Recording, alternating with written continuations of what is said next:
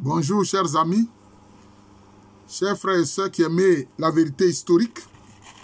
Ces temps-ci, vous voyez que je fais des vidéos sur la réaction de différents pays face à la politique hégémonique des États-Unis. Voilà.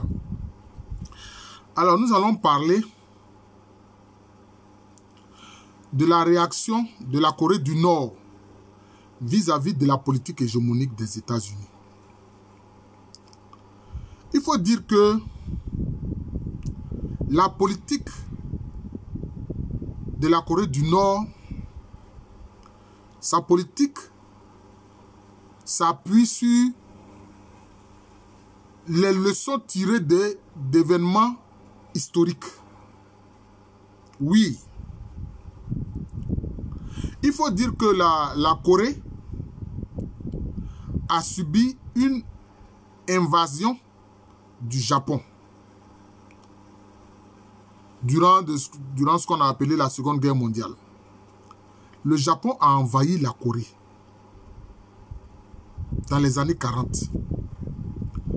Et l'impérialisme japonais exercé en Corée a été dur. Les Japonais voulaient contraindre les Coréens à être des pseudo-japonais. Qu'est-ce que je veux dire? Ils voulaient les contraindre à abandonner la langue coréenne, à abandonner l'écriture coréenne, à abandonner les traditions coréennes et à pratiquer le nippon, la langue des Japonais, les coutumes des Japonais, les traditions des Japonais.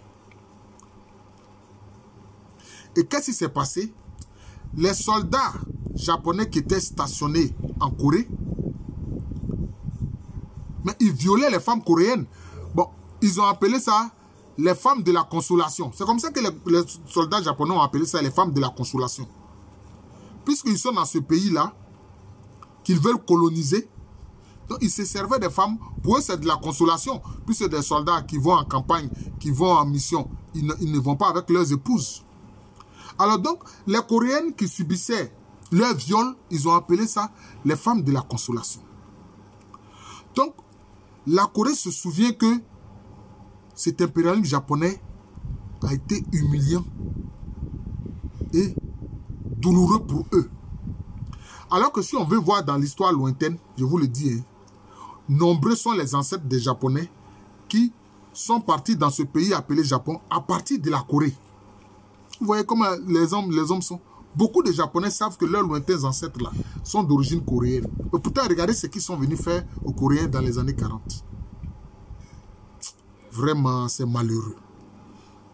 Et en 48, bon, quand le Japon a été, je peux dire, vaincu,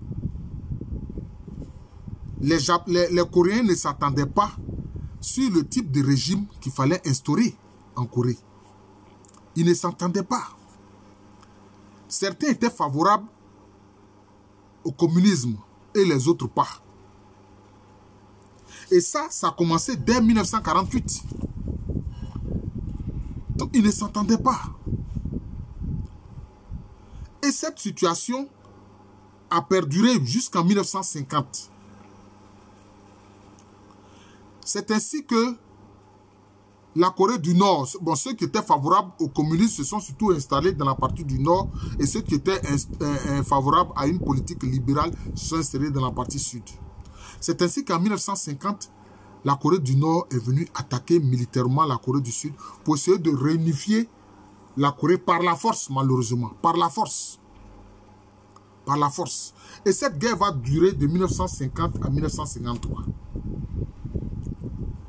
Mais qu'est-ce qui va se passer? Les États-Unis vont obtenir une résolution des Nations Unies pour intervenir en Corée. Évidemment, l'URSS était occupé à autre chose, malheureusement. Sinon, sans doute, l'URSS aurait mis son veto. Mais même s'il mettait son veto, est-ce que les États-Unis allaient accepter? C'est pas sûr. C'est ainsi que les États-Unis sont intervenus dans la guerre de Corée.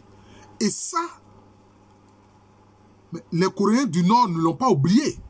Parce que cette guerre qui va durer de 1950 à 1953, D'ailleurs, l'URSS soutenait les Coréens communistes du Nord, la Chine populaire également. Vous voyez. Donc, la République du Nord s'appelait République de Corée, République populaire démocratique de Corée. La République populaire démocratique de Corée. Voilà. Et puis maintenant, l'autre maintenant, bon, c'était la République de Corée. C'était la République de Corée. C'était la République du Sud de Corée. Alors, quand les États-Unis interviennent, parce que en fait, ceux qui étaient communistes, ils étaient en passe de gagner la guerre. Si les États-Unis n'étaient pas intervenus, les communistes auraient gagné la guerre, ils auraient réunifié la Corée. Et c'est ça qui fait mal aux Coréens du Nord. C'est ça qui leur fait mal. Cet interventionnisme, cette intervention des États-Unis dans les affaires intérieures de la Corée. Parce que pour eux, ils estiment que c'est une affaire interne à leur peuple. Mais les États-Unis ont obtenu, cette fois-ci, au moins une résolution des Nations Unies pour aller se mêler de cette affaire entre Coréens et Coréens.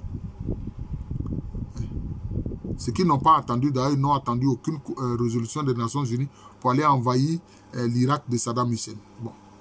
Au moins cette fois-ci, ils ont mis au moins la forme en obtenant une résolution des Nations Unies. Sans l'intervention des États-Unis, la Corée du Nord, les communistes auraient réunifié la Corée. Parce qu'ils étaient en passe de gagner la guerre quand les États-Unis sont intervenus. Et ça a changé les choses. Et quand les États-Unis sont intervenus, mais la République populaire de Chine aidait les communistes coréens. L'URSS aidait les communistes coréens. D'ailleurs, même dans cette guerre où la Chine populaire est intervenue, le propre fils de Mao Zedong est décédé dans les combats. Il a été tué dans les combats. Vous voyez. Donc, c'est ça qui a fait mal aux Coréens du Nord jusqu'à aujourd'hui. Parce que cette guerre, qui est une guerre civile, a divisé les Coréens. Il y a des familles, hein, une même famille dont les membres se sont retrouvés dans la Corée du Nord et puis d'autres membres se sont retrouvés dans la Corée du Sud. Mais quelquefois, quand on organise des retrouvailles entre les membres de ces familles-là, oh, mais c'est douloureux. C'est émouvant, mais c'est douloureux. Parce que les familles ont été divisées à cause de cette guerre-là. Voilà. Et finalement, personne n'a gagné la guerre. Ni les communistes du Nord, ni les libéraux du Sud n'ont gagné la guerre. Et donc, ils ont établi une ligne de, je peux dire, une ligne de démarcation, une zone démilitarisée, le long, disons, du 38e parallèle. Une zone démilitarisée, disons, de 4 km. De 4 km. D'ailleurs, cette ligne-là, une fois le président Trump des États-Unis est venu rencontrer Kim Jong-un, hein, le leader de la Corée du Nord, et puis bon, ils se sont salués là, etc. Mais la Corée du Nord n'a pas oublié. Parce que pour elle, ce sont les États-Unis qui ont empêché la réunification de la Corée et la réunification des Coréens. Et donc, les Coréens du Nord, qu'est-ce qu'ils ont décidé? Ils ont décidé de devenir forts militairement.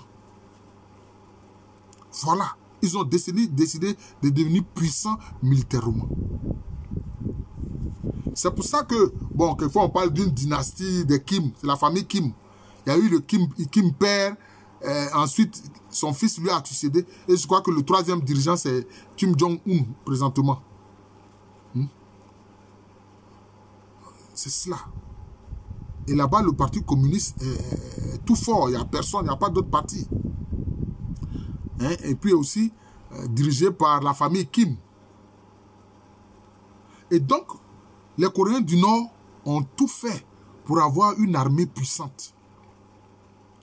En faisant quoi? Ils ont tout fait pour se doter de l'arme nucléaire. Ils ont l'arme nucléaire. Et maintenant, ils commencent à faire des missiles balistiques et des missiles qui peuvent porter des ogives nucléaires. C'est à ça que maintenant, la Corée du Nord est parvenue. Mais ils font tout ça pourquoi? À cause des États-Unis. À cause des États-Unis. Pour dire là, cette fois-ci, s'il y a encore un conflit avec nos frères du Sud, que vous intervenez, ce sera une guerre entre vous et nous. Et cette fois-ci, nous, on a les moyens d'attaquer le territoire américain. Voilà. Puisque vous vous mêlez de ce qui ne vous regarde pas. Vous vous mêlez de ce qui ne vous regarde pas. Ça, c'est la pensée des Coréens du Nord. Et quelquefois, quand ils tirent où? En mer du Japon. Pourquoi ça? C'est pour dire aussi aux Japonais, nous savons que vous êtes les alliés des États-Unis et que s'il y a un nouveau conflit, vous pouvez intervenir. Mais c'est pour vous dire que nous tirons des missiles et que nous pouvons facilement atteindre le territoire japonais. Voilà ce qui motive la politique actuelle de la Corée du Nord. Évidemment, les médias occidentaux présentent toujours la Corée du Nord comme l'agresseur qui tire des missiles. Mais ils font des essais. Ils font des essais de leurs missiles. Tout le monde fait des essais de missiles, non, de tirs de missiles. Quand on a fabriqué un missile, on fait quoi? On le teste. Mais c'est ce qu'ils font. C'est ce qu'ils font. Aujourd'hui, ils ont des missiles de longue portée capables de porter des ogives nucléaires. Voilà. Maintenant, quelquefois, on essaie de présenter, c'est vrai, on dit non, ce n'est pas un pays démocratique. Ok. Et on essaie de présenter la Corée comme un pays qui est pauvre. Oh non. Ce n'est pas vrai. La Corée du Nord n'est pas pauvre du tout. La Corée du Nord n'est pas pauvre. Les gens vivent décemment. Je répète, les gens vivent décemment. Ils ne mangent pas dans des poubelles comme en Occident. Là, il y a des gens qui mangent dans les poubelles. Aux États-Unis, il y a des gens qui mangent dans les poubelles. Des gens qui dorment dans la rue. Des gens qui dorment dans les voitures. Des gens qui dorment sous des ponts. Il n'y a pas ça en Corée du Nord. Finalement, quelqu'un, il s'en va voter. Mais il dort dans la rue. Il mange dans les poubelles. Moi, j'ai vu des documentaires où des Français n'ont pas à manger. Ils attendent, quand les supermarchés vont mettre les produits, les produits qui sont pas loin de la péremption, la nourriture qui n'est pas loin de la péremption, quand c'est jeté dans les poubelles, là, c'est là-bas que les gens vont se servir pour manger. C'est là-bas que les gens vont se servir pour manger. Mais pourtant, c'est eux qui présentent la Corée du Nord comme un pays pauvre ou un pays où les gens souffrent. Ce n'est pas vrai. Les Coréens se nourrissent normalement. Les Coréens sont bien logés. Tous, les Coréens, tous vont à l'école. Les enfants sont bien scolarisés et ils se soignent correctement. Il n'y a pas quelqu'un qui dort dans la rue là-bas. Alors, qu'est-ce que veut un peuple? Le droit de se soigner, d'être soigné correctement, le droit de travailler, le droit au travail, le droit de se nourrir, etc. C'était ça. Même en Côte d'Ivoire ici, là, quand il y a eu la période de la prospérité, là, où le président Oufo était tout puissant, là, mais est-ce que les Ivoiriens s'occupaient de la politique du PDC? Ce n'était pas le problème. Ils avaient à manger correctement, ils avaient du travail, ils se soignaient correctement. Moi, je me souviens, même quand j'étais élève, il y avait les médicaux scolaires. Quand tu es malade, tu vas, on te soigne gratuitement là-bas. Les Ivoiriens ne s'occupaient pas de politique. C'est quand après les années 80, les difficultés économiques ont commencé, que les Ivoiriens ont commencé à se tourner vers la politique pour critiquer, etc., le régime d'Oufoué. C'était comme ça. Mais le régime de la Corée du Nord est un régime où les gens vivent décemment. Voilà, ils vivent décemment. Il n'y a pas de super riche et puis super pauvre, non. Les gens vivent décemment. Tout le monde est pris en charge par l'État. Il faut qu'on dise la vérité. Parce qu'il y a des gens qui ne savent pas. Ils prennent en compte les inepties des médias des pays occidentaux. Voilà le problème. Voilà le problème. Et donc, c'est par rapport à tout ça que la Corée du Nord mène sa politique. D'ailleurs, il n'y a pas eu, à proprement parler, à la fin de la guerre en 1953, un traité de paix. Non, il y a eu seulement armistice, c'est-à-dire le combat cessent, qu'on a appelé l'armistice de Panmunjom. Et ça a été signé, ça a été conclu en juillet 1953. En juillet 1953. Mais il n'y a pas eu à proprement parler un traité de paix. Donc cela veut dire que la Corée du Nord et la Corée du Sud sont encore en guerre. Parce qu'il n'y a pas eu un traité de paix. C'est seulement l'armistice pour cesser les combats en 1953. Donc voilà le problème. Et aujourd'hui, en fait, la Corée du Sud au plan de la défense, ce sont les Américains qui les protègent. Ce sont les États-Unis qui les protègent. Sinon, ils savent que dès que la protection américaine cesse, rapidement, ceux du Nord vont venir envahir le pays, la Corée du Sud et réunifier le pays. Voilà. Donc, c'est par rapport à ce conflit-là que les Coréens du Nord mènent leur politique. C'est ça. Et aujourd'hui même, ils se disent prêts. Ils se disent prêts. S'il le faut, mais ils vont rentrer dans la guerre de l'Ukraine. Ils sont prêts. Ils sont prêts, ils se disent prêts. Ils se veulent un allié de la Russie dans cette guerre d'Ukraine. Donc, quelquefois, pour comprendre l'attitude même présente d'un État, il faut faire référence à l'histoire. Il faut faire référence à l'histoire. L'histoire, c'est important. C'est important. Voilà, je vous remercie. Je suis le professeur Alou Kwame René, professeur titulaire d'histoire à l'université Félix Houphouët-Boigny, université qui est à Abidjan, c'est à Cocody, c'est en Côte d'Ivoire, un pays situé en Afrique de l'Ouest. Donc, ne vous laissez pas tromper par les médias occidentaux. Allez voter et dormir dans la rue, dormir dans sa voiture, dormir sous les ponts, manger dans les poubelles. Ça veut dire quoi? Mais les Coréens du Nord, il n'y a pas ça. Moi, je vous le dis. Pourtant, ils vous présentent ça comme un pays pauvre. Qu'est-ce qu'un pays pauvre? Quel est l'indice de pauvreté? Qu'est-ce que la pauvreté? Parce qu'il faut qu'on définisse ça. Parce que souvent les pays occidentaux font croire qu'une fois que tu as mis un bulletin dans l'urne, c'est bon. Sinon les Français, ils ont voté pour Macron. Mais on voit ce qui se passe. Demandez aux gilets jaunes s'ils sont contents. Voilà. Demandez aux Français d'origine maghrébine ou bien d'origine africaine s'ils sont contents. Voilà. Je vous remercie encore et à très bientôt.